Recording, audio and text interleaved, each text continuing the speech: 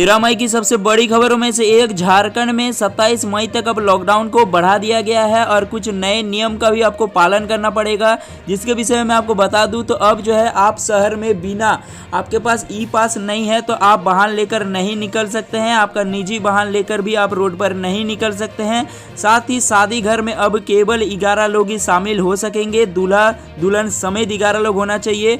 बारात में बाजा भी नहीं बजवाना है। और साथ ही आपको बता दें कि यदि आपको एक जिले से दूसरे जिले की और जाना है तो इसके लिए आपके पास ई पास होना चाहिए। आपके पास प्रूफ होना चाहिए कि आप किस कारणवश जा रहे हैं, तभी जाकर जो है आप जा सकते हैं। अगर आपके पास ई पास नहीं है और आप रोड पर निकलते हैं, पुलिस आपको पकड़ती है तो कानूनी कार्रवाई की जाएगी। इसके साथ ही आपको बता दें कि राज्य में खतरा अभी तक टला नहीं है। जहां कोरोना संक्रमण की दर घटती जा रही है, वहीं मृत्यु दर राष्ट्रीय औसत से भी ज़्यादा बढ़ती जा रही है। आपको बता दें कि झारखंड में कोरोना संक्रमण के मामले में कमी से हालत तो सुधर रहे हैं, लेकिन कोरोना से होने वाली मौत जो है वो तेज होते जा रही है, जिससे कि यह एक चिंताजनक बात है। स्थिति यह है कि राज्य में मृत्यु दर पड़ोसी राज्य के साथ साथ राष्ट्रीय औसत से भी अधिक है। यानी 11 मई को जहां देश में 1.10% मृत्यु हुई है, वहीं झारखंड में कोरोना संक्रमितों की मौत 1.37% पर पहुंच गया है।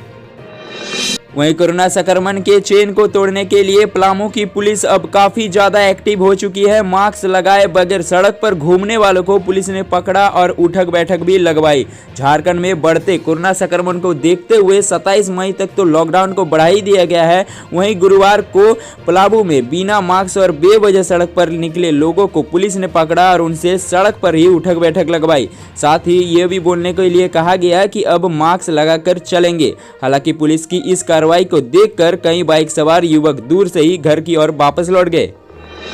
वहीं झारखंड के कई जिलों में हुई बारिश, गर्मी से मिली राहत। झारखंड के तकरीबन हर हिस्से में पिछले 4-5 दिनों से लगातार बारिश हो रही है। लोगों को मई से होने वाली तेज गर्मी में काफी राहत मिल चुकी है। गुरुवार को भी बोकारो, धनबाद, गिरिडीह, गुमला, हजारीबाग, खूंटी, कोडरमा, रामगढ़, सिमडेगा, रांची, पलामू, लातेहार समेत कई क्षेत्रों में सुबह से बादल छाए रहे हैं। वहीं अच्छी बारिश भी हुई, मौसम सुहावना हो गया। हालांकि इस दौरान कई क्षेत्रों में जल भराव की समस्या से लोग परेशान हो चुके हैं। वहीं लगातार बारिश की वजह से खेतों में लगी मूंग की फसल को नुकसान होने का अनुमान लगाया जा रहा है।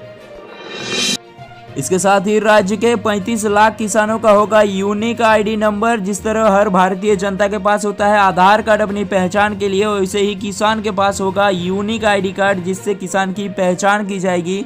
झारखंड के सभी किसानों का यूनिक आईडी बनाया जाएगा। राज्य में करीब 35 लाख किसान हैं। जिन किसानों का यूनिक आईडी बन जाएगा उनको बिरसा किसान के नाम से जाना जाएगा। कृषि मंत्री चाहते हैं कि सभी किसानों का अपना एक यूनिक आईडी हो।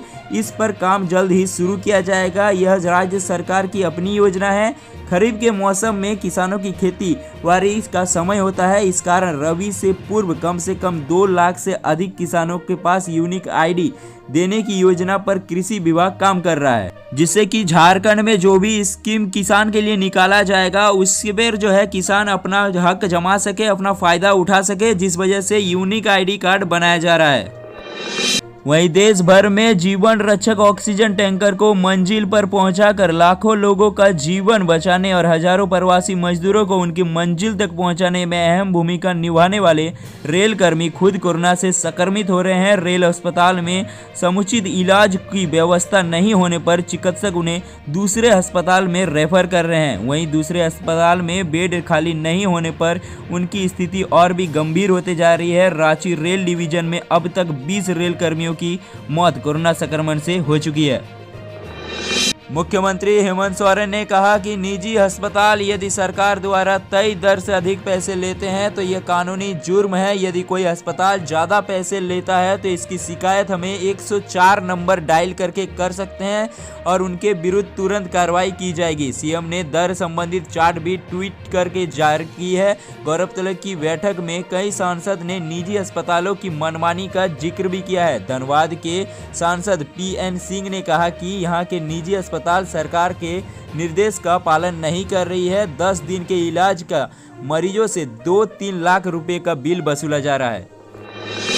इसके साथ ही देश में कोरोना की दूसरी लहरों के बीच झामुमो समेत 12 विपक्षी दलों ने प्रधानमंत्री नरेंद्र मोदी को खुली चिट्ठी लिखी। इसमें सरकार से मुफ्त टीका लगाने, सेंट्रल विस्टा प्रोजेक्ट का काम रोककर उसका पैसा स्वास्थ्य के क्षेत्र में लगाने और बेरोजगारों के लिए 6,000 रुपये प्रति माह देने की मांग की है। वहीं कांग्रेस अध्यक्ष सोनिया गांधी सहित 12 दलों के नेताओं ने दस्तखत वाली चिट्ठी में टीका के लिए 35,000 करोड़ रुपये का बजट जारी करने की भी मांग की है। इसमें कहा गया है कि विपक्ष ने पहले भी उपयोगी सुझाव दिए थे, लेकिन सरकार ने उसको अनदेखा कर दिया था।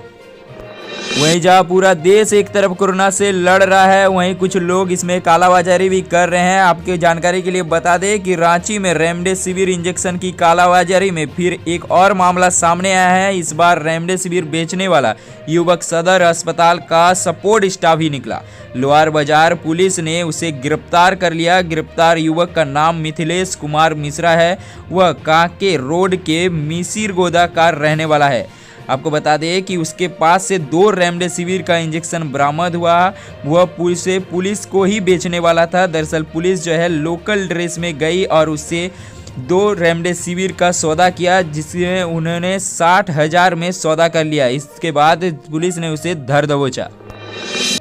वहीं झारखंड के घाटशिला से एक बड़ी शर्मनाक खबर आ रही है। घाटशिला में 11 साल की बच्ची से दुष्कर्म, गला घोंटकर हत्या कर दी गई। घाटशिला थाना क्षेत्र में मंगलवार रात 40 साल के व्यक्ति शिवचरण सोरेन उर्फ मोहन कुमार ने 11 साल की बच्ची से पहले दुष्कर्म किया, फिर गमछे से गला घोंटकर उसकी हत्या कर दी। पुलिस ने आरोपी को गिरफ्तार कर लिया। उसके खिलाफ दुष्कर्म और हत्या का केस भी दर्ज कर दिया गया है। आपको बता दें कि मंगलवार शाम बिजली कटी हुई थी। गर्मी के कारण बच्ची घर के नज़दीक आंगनबाड़ी केंद्र के पास घूम रही थी। इसी दौरान शिवचरण वहां पहुंचा और बच्ची को जबरन उठाकर आंगनबाड़ी केंद्र में ले जाकर दुष्कर्म किया। फिर पकड़े जाने के डर से उसकी गला घोंटकर हत्या कर दी गई। सबको वहां ठिकाने लगाने का प्रयास कर रहा था, तभी बच्ची के चाचा वहां पहुंचे और आरोपी को पकड़ लिया गया। तो आज के इस वीडियो में इतना ही। हमें उम्मीद है कि आपको हमारी दी गई जानकारी पसंद आई है। यदि आप झारखंड न्यूज़ को देखना चाहते हैं तो जरूर से हमारे चैनल को सब्सक्राइब कर लीजिए। धन्यवाद।